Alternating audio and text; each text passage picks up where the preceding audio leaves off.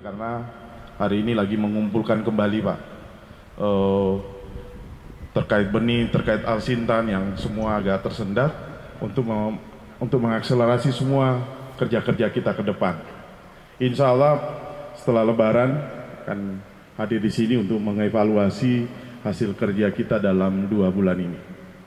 Bapak Ibu sekalian yang saya hormati, Pak Wagub, Pak Danrem, saya laporkan bahwa menghadapi situasi cuaca iklim yang terus berubah, Pak Menteri sudah melakukan dalam 3 bulan masa tugasnya sudah melakukan beberapa strategi. Yang pertama, kompanisasi yang di Kalimantan Tengah ini juga sudah berlangsung. Yang kedua, kompanisasi untuk 1 juta hektar lahan tada hujan kita sekarang dipompa air untuk kita tanami.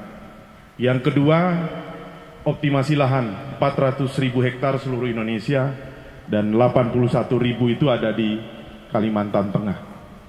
Itu Pak ya. Terus yang ketiga, penanaman padi gugu pada lahan-lahan perkebunan kita, baik di sawit maupun di kebun-kebun kelapa kita. Apa yang terjadi sebenarnya? Pak Menteri sangat khawatir dengan kondisi stok pangan kita hari ini, yang hari ini per hari ini tanam kita baru 750.000 hektar, yang harusnya biasanya bulan-bulan normal kita bisa menanam 1,5 sampai 2 juta hektar. Artinya apa? Di bulan Juni stok kita akan kekurangan kalau kita tidak bisa menanam minimal 1,5 juta pada bulan ini.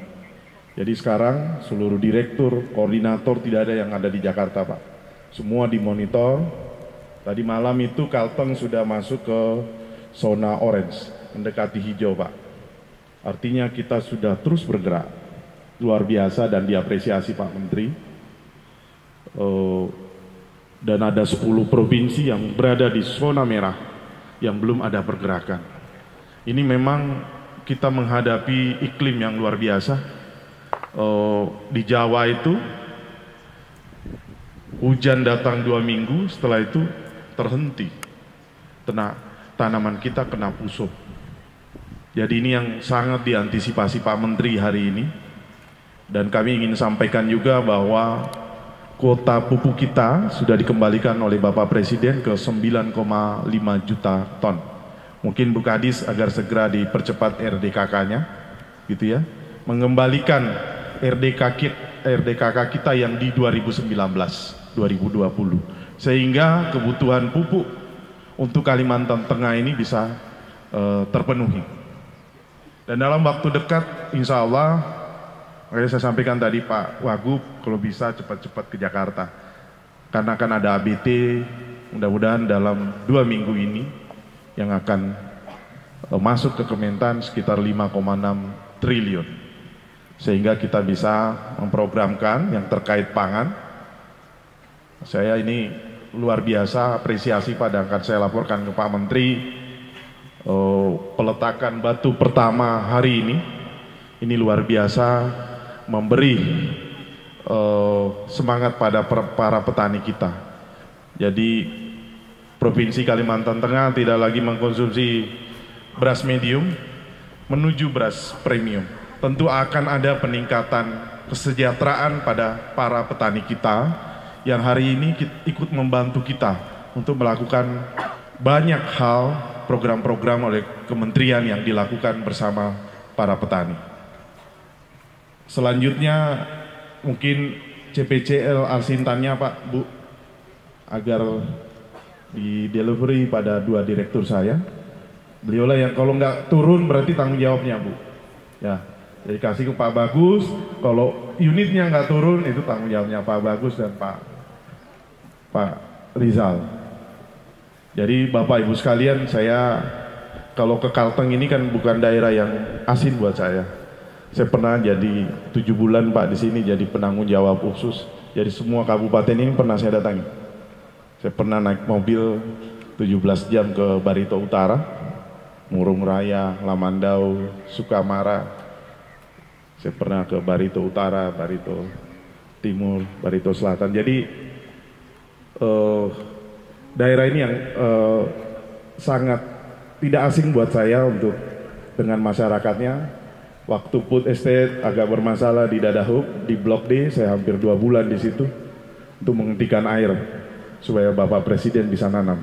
Jadi saya 2 bulan hampir tiap hari Pak mompa air di situ.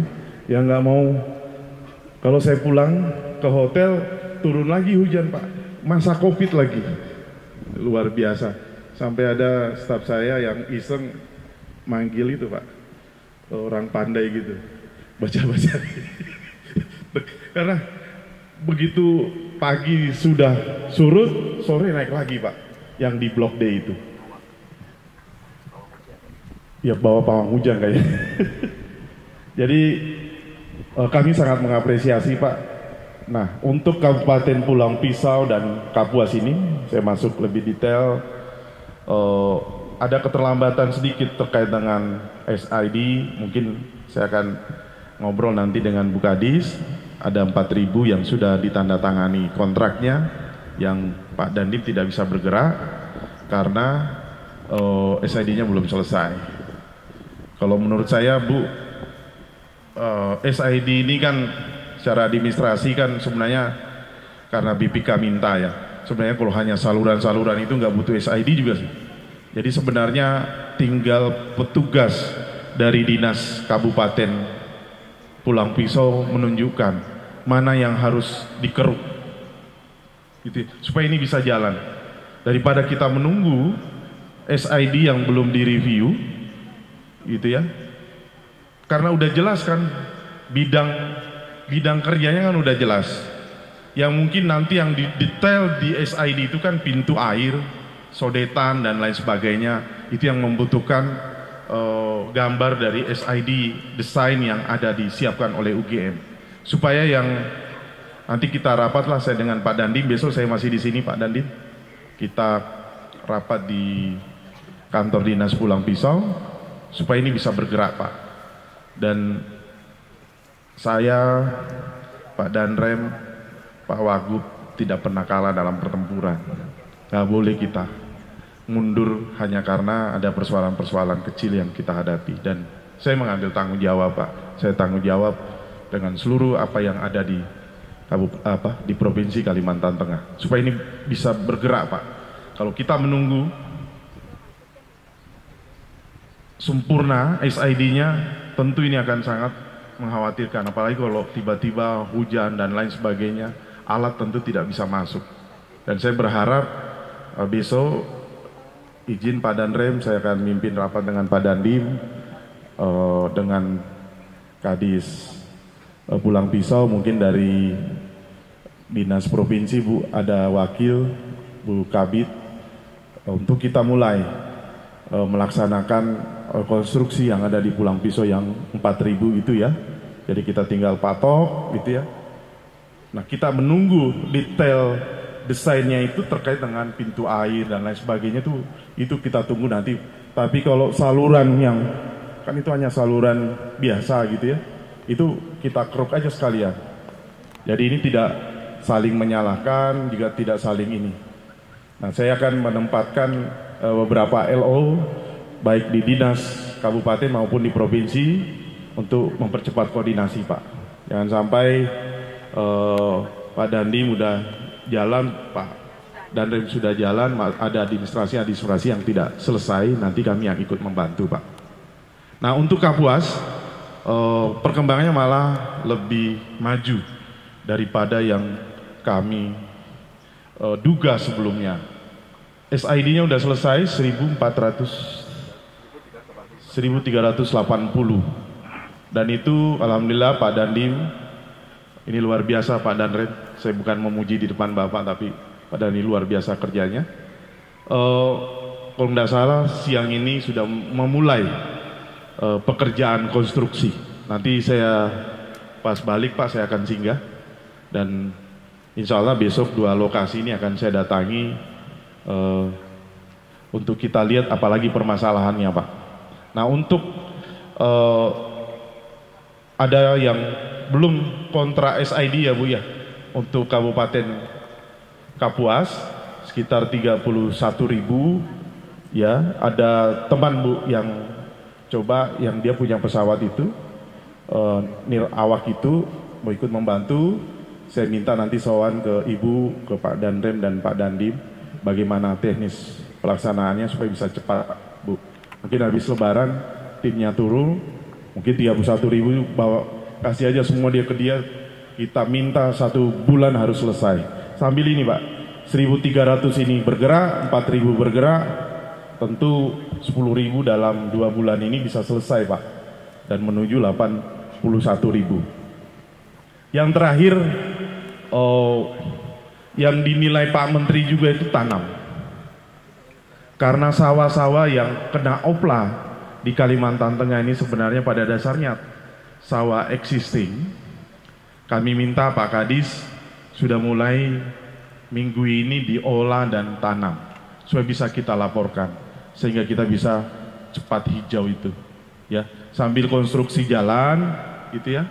Karena itu insya Allah menambah luas tambah tanam kita di bulan Maret April ini, tentu memberi kontribusi Pak. Saya pikir yang 4.000 ini harus selesai Pak dalam bulan ini.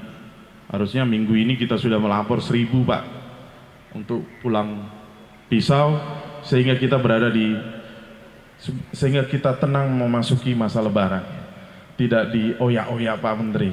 Biasanya Pak Dandim ngoyak-oyak dinas, saya yang dioyak-oyak Pak Menteri Pak. Tiap subuh saya ditelepon, dan saya selalu jawaban, siap Pak Menteri, 81.000 pasti akan saya selesaikan. Saya tanggung jawab dan saya siap mundur kalau tidak bisa melaksanakan ini. Begitu juga waktu saya jadi Direktur Alsin, harus kita lalui Pak. Ini semua tadi traktor-traktor di pinggir itu pas saya direktur semua itu. Ada hampir 600 traktor roda 2, 400 traktor roda 4. Saya lihat tuh merek-mereknya ini masih peninggalan saya rupanya. Baru-baru Pak itu. Jadi ini Alsin yang di Kalimantan Tengah sebenarnya melimpah Pak, untuk Kabupaten Kapuas dan Kabupaten Pulau Pisau itu luar biasa Pak. Alsin kita pada saat itu. Nah, mudah-mudahan ini bisa dipelihara. Kalau tidak salah saya bangun 2 bengkel di sini di Pulang Pisau, 2 juga di Kapuas, bengkel Alsintan. Jadi ini mudah-mudahan, dan saya apresiasi Pak yang terakhir, pasti kami akan dukung Pak. Kalau kementerian tidak ini, dan saya minta Pak Rijal carikan CSR dari perusahaan-perusahaan perkebunan kita, gitu ya. Kita tinggal menunggu proposalnya dari Ibu, ya. Kita minta Wilmar atau Sinarmas, gitu ya. Wilmar Padi untuk membantu kita di sini, kan luar biasa. Jarang Pak ada daerah yang inisiatif seperti ini, makanya saya kaget tadi, luar biasa 6 hektar disiapin, dan sudah, kalau ini berdiri Pak, insya Allah petani kita semakin bergairah. Inilah yang dilakukan beberapa korporasi, saya tidak sebut nama perusahaannya saat ini. Bapak tidak terasa penggilingan padi kecil kita, padi menengah kita hampir habis Pak, digerus oleh korporasi. Nah ini yang kita khawatir. Kalau Pemda sudah masuk seperti ini, tentu membentengi para petani kita. Kalau di Jawa itu Pak, hampir penggilingan padi kecil itu hampir tidak punya lagi bahan baku, karena mereka sudah turun Pak, dengan insentif dikasih pupuk. Pada saat panen harganya tinggi, berani Pak di atas harga bulog, harga PP yang sudah di. Nah, dengan adanya pembangunan rice milling unit yang besar ini tentu akan memberi dampak yang luar biasa pada Provinsi Kalimantan Tengah. Apalagi saya lihat tadi Kota Waringin Timur ya, ada juga satu di sana Bu ya, di Kotim. Alhamdulillah ini luar biasa. Tentu beras-beras yang selama ini diproduksi di Kalimantan Tengah, tapi mereknya Kalimantan Selatan, semuanya dijual di Banjarmasin. Padahal sebenarnya daerah penghasil ada di Kalimantan Tengah. Dengan seperti ini tentu inovasi yang dilakukan oleh Pak Gubernur dan Pak Wakil Gubernur sangat perlu kita apresiasi, dan saya siap mendampingi Pak Wagub untuk ketemu Pak Menteri. Saya siap jadi jadi koreknya gitu. Dan saya kalau ketemu nanti nih, insya Allah saya ke Makassar nyusul beliau, nanti saya akan sampaikan bahwa luar biasa Kalimantan Tengah mungkin bisa dibantu gitu ya untuk menambah kapasitas yang ada di Provinsi Kalimantan Tengah. Mungkin itu Bapak Ibu sekalian, terima kasih atas kerjasamanya. Saya merasa pekerjaan yang di Kalimantan Tengah ini semakin ringan. Ada Pak Danrem, Pak Dandim, Pak Kapolres, Pak Kajari, ada Pak Ketua DPRD Provinsi Kalimantan Tengah ikut mendampingi kita semua. Ada Pak Wagub yang saya dalam bulan ini udah 3 kali ketemu Pak Wagub. Selalu hadir dan memberi support pada kita semua, memberi dorongan apapun gitu ya. Bahkan ancamannya Pak Kadis copot kalau tidak bekerja. Itu kan luar biasa.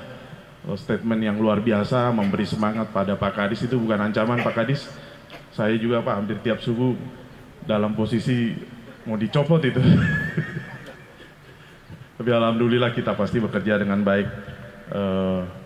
Saya yakin apa yang kita kerjakan di Provinsi Kalimantan Tengah ini bisa kita selesaikan. Itu mungkin Pak Wagub, terima kasih atas segala bantuan, apresiasi kami dari Kementerian Pertanian. Wabillahi taufiq wal hidayah. Wassalamualaikum warahmatullahi wabarakatuh.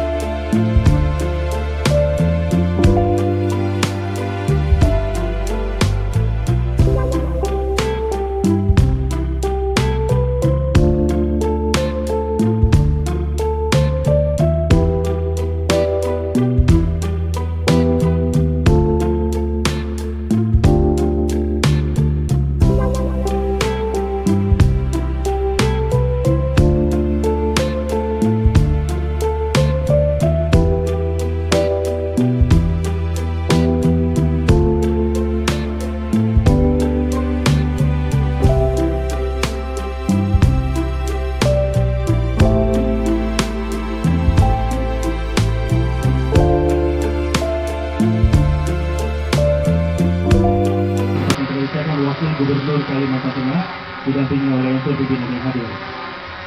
Kita akan hitung bersama batu terlebih dahulu, mungkin mohon izin teman-teman untuk tetap menunggu. Dituangkan semuanya sekaligus batu. Kita hitung 1, 2, 3. Berikan tepuk tangan yang meriah.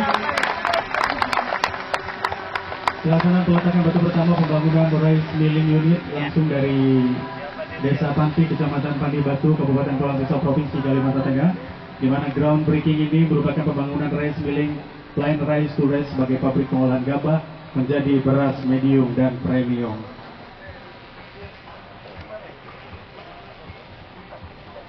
Selanjutnya diletakkan oleh Direktur Jenderal Perkebunan Republik Indonesia, Bapak Andi Alamsyah, untuk diletakkan batu.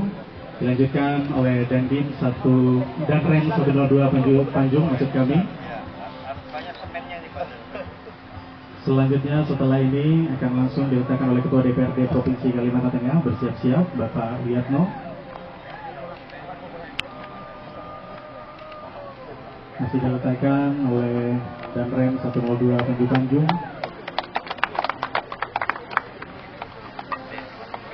Bapak Presiden TNI Iwan Rosa Trianto, Ketua DPRD Provinsi Kalimantan Tengah, Bapak Wiyatno, kami persilakan. Bersiap-siap setelah ini kami persilakan pejabat Bupati Pulau Pisau, Ibu Hajah Nunul Andriani, kami persilakan.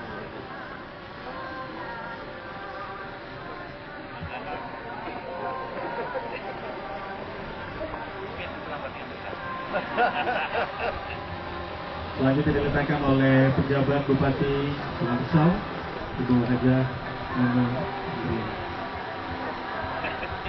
Mewakili Kapolda, yaitu Kapolres Pulau Pisau, kami persilakan.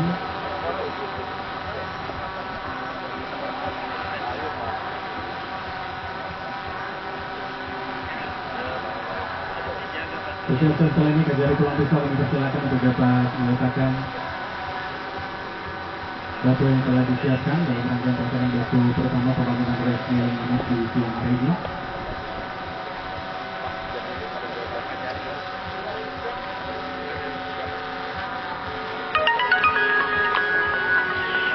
Mewakili Kejati, yaitu Kejari Pulang Pisau kami persilakan dapat meletakkan batu yang telah disiapkan.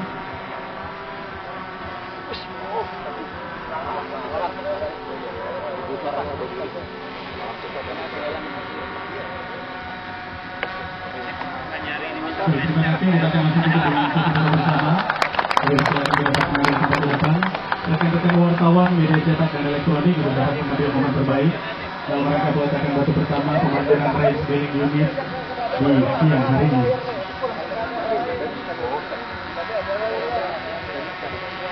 Pak Danjim 101 yang bisa mempersilakan.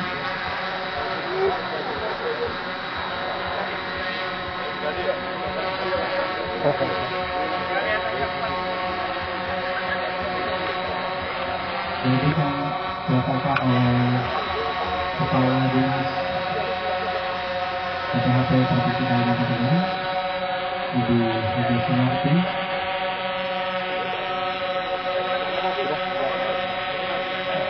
Dari Asisten 1 Kerja Provinsi Kalimantan Tengah, Bapak Timur Hassan Adrian Wisnu, kami silakan.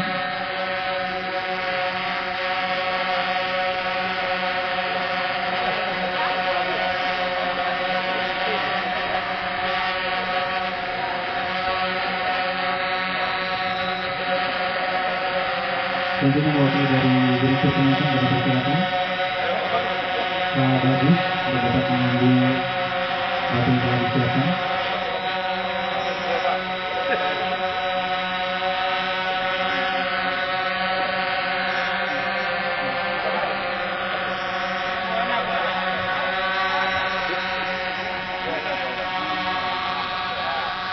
Dari Sampang Provinsi Kalimantan Tengah, Ibu Astar Bonawati kami persilakan.